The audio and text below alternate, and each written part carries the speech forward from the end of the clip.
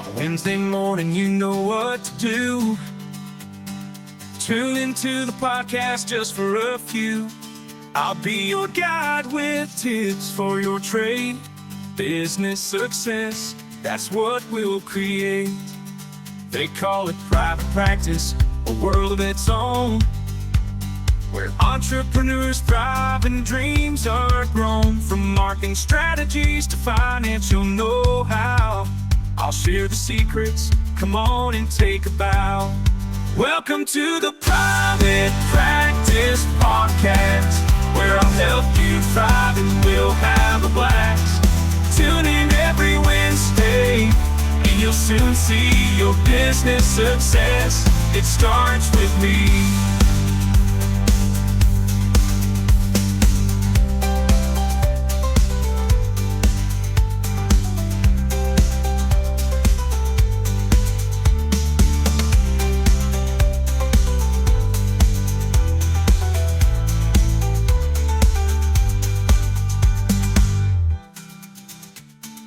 Good morning and happy Wednesday. Welcome to another episode of the podcast. I'm your host, Dr. Brooklyn Storm.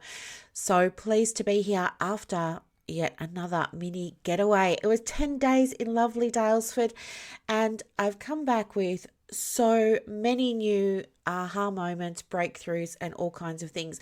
But today what I want to do is talk with you about boundaries, because for some reason it was something I struggled with when I went away this time. And I want to talk you through the process of what I did, like how I was feeling, what I did to course correct and get myself back on track with my boundaries, what boundaries look like for me in my business now. And I'm also going to give you a 5-step process that aligns with both the masculine and the feminine energy that you can use in your private practice to set boundaries.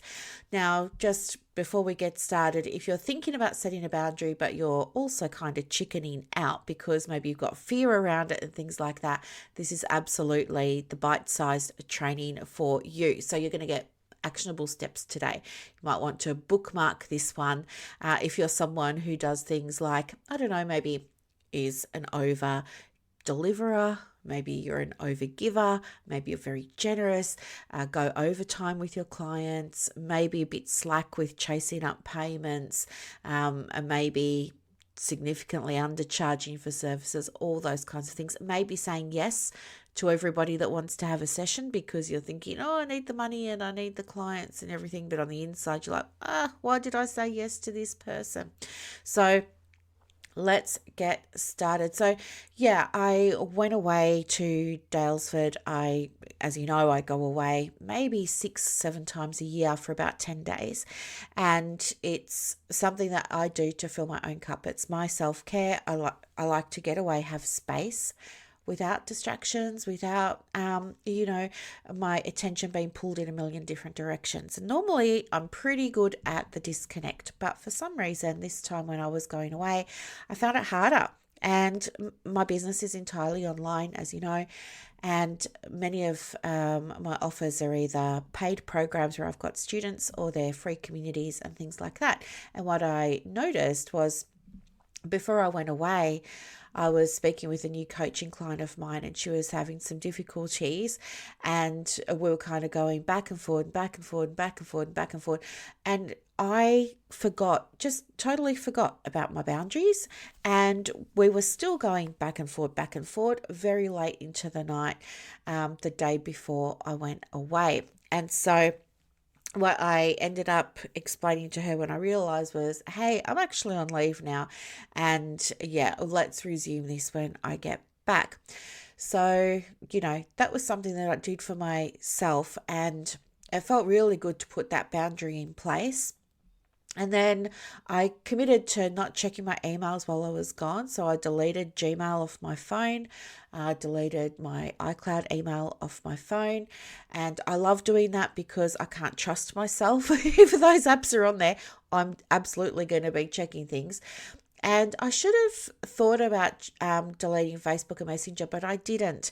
And so what ended up happening was when I had quiet moments in my break, which you do, for me, that's the whole point of going away. I was sitting down at the beautiful Mill Market. I was waiting for my soup, they do this really nice Moroccan pumpkin and sweet potato soup there. It's really, really, really, really lovely. And they put like a dollop of cream on the top and everything. It's so beautiful. And you get it with sourdough toast, and it's all the butter's melted into the toast, and you get a wellness tea with it. And it was all just so beautiful. But I was sitting there nonetheless, and I was waiting for the food, and I didn't really have anything to do. So it was like boredom that done me in, as Eliza Doolittle might say. But I ended up looking at my phone, opened up Facebook, and as soon as I did, regretted it, because I found myself replying to comments. So even though I had let all my students know that I'm away and that I'm not available and I'll get back to them in 10 days, or even though I let my communities know, there was still so many comments, and there was still people private messaging me saying, I know you're away, but can you have a look at my draft? I know you're away, but can you give me your advice about what to do in this situation? I know you're away, but. And, I was, well, as I said, bored. I didn't have anything else to do. And in my head, I'm like, these people need help. So, of course, I start replying to comments and everything. And guess what happened from there? I felt good for a hot minute, because it's nice to help, right? I love doing that. But then after the soup arrived with my toast and wellness tea, and I had to put the phone down, I was like, oh no, why did I do that? Like, I've just told everyone I'm away and I'm not available, but here I am being available. And then anyway, the next day, of course, there was another moment of me not having anything to do with myself. It was idle time. I was again in a position where I was waiting for something, and I checked my Facebook again, and I checked my messages again, and there they were. And there were messages saying, I messaged you 2 times yesterday. Why haven't you replied? And stuff like this. And I found myself starting to get like hot and anxious, and then I was thinking, hey, come on, like, fair go, I'm trying to have a break here, and you know that I'm on break. Why you keep messaging me all these messages? So then anyway, I ended up just like reiterating to people, look, I am on break and I am going to step back. And I was so lucky, because I have a beautiful soul that is a coach in some of my communities and groups, and I just reached out to her and I said, hey, can you help me with this? And she was like, of course, I've got you, don't worry about it. You are to stay off Facebook and off Messenger for the rest of your trip. And I said, okay. And then it was such a relief to have her support. And anyway, but it kind of then felt weird, because I felt disconnected, which was, I know, the whole point of going away. But then I kind of felt like, oh, what's happening in my absence? Does she know how to handle this or handle that, or respond to this or respond to that? What support is she needing from me right now? Blah, blah, blah. And so, yeah, my head was kind of off in that space. This is day 3.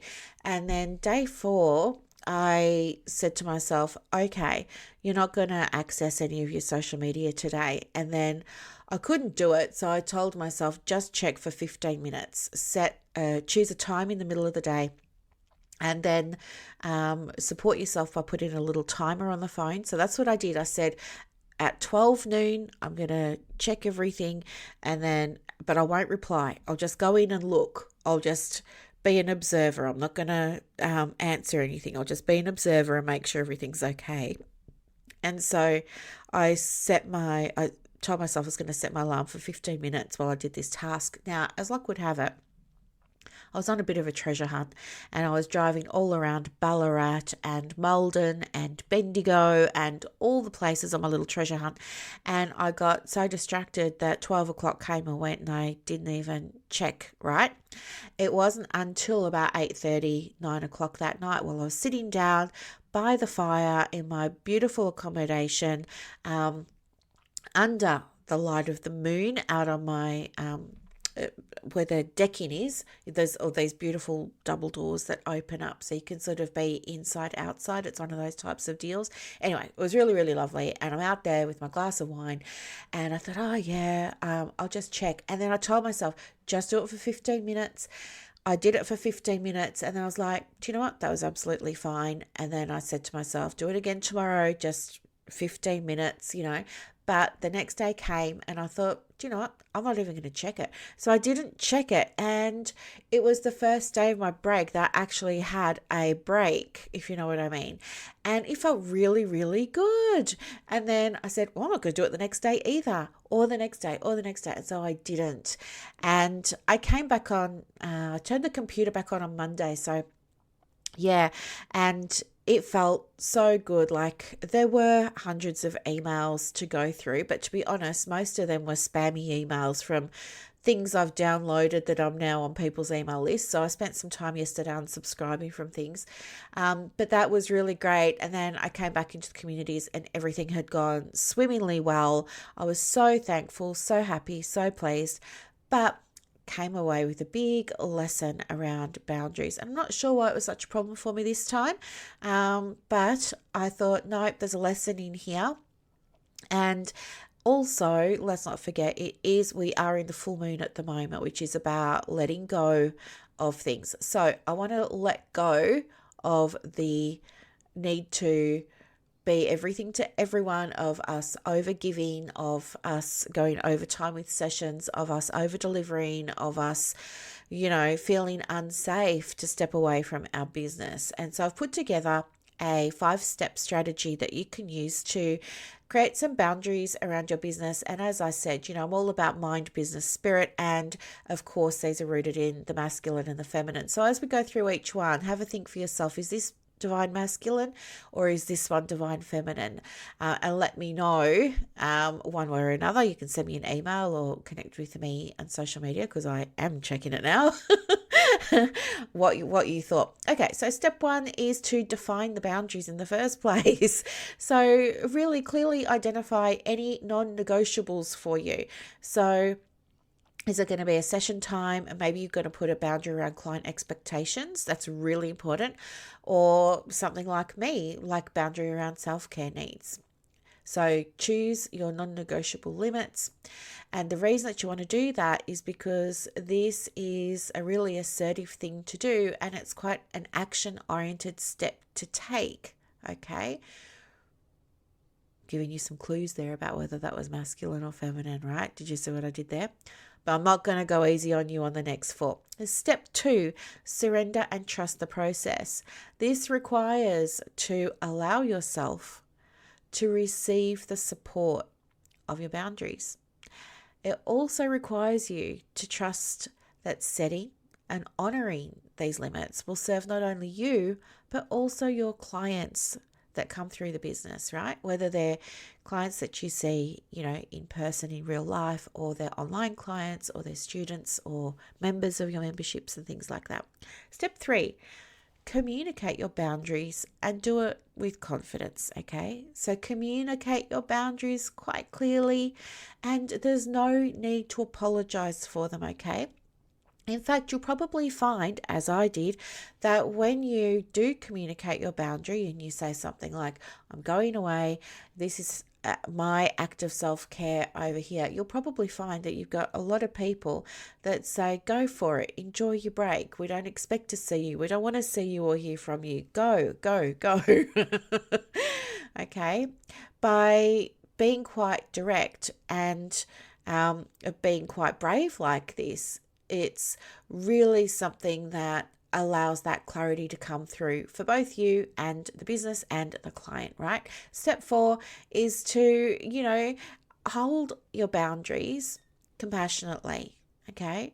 So gently but firmly, with love, enforce your boundaries when or if needed. Okay, and you can do this by infusing any conversations around it with compassion, right? Compassion for the other person, self-compassion for you, understanding, and of course, patience. Step 5 is to review and refine how it went for you when you did enforce a boundary or set a boundary or uphold a boundary, right? Regularly review your boundaries. It's always something to do. And do you know what? Sometimes you'll never even realize that you don't have one until something unwanted happens, right? It'll be that client that keeps emailing you really long emails.